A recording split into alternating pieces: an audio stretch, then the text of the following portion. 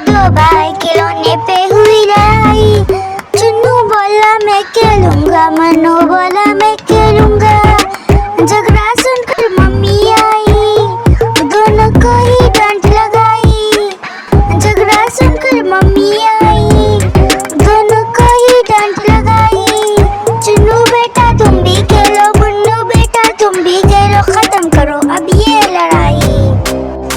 Mummy ने एक बात बताई, आपस में तुम मिलकर रहना, कभी लड़ाना कभी झगड़ना, सीख मम्मी ने सिखाई।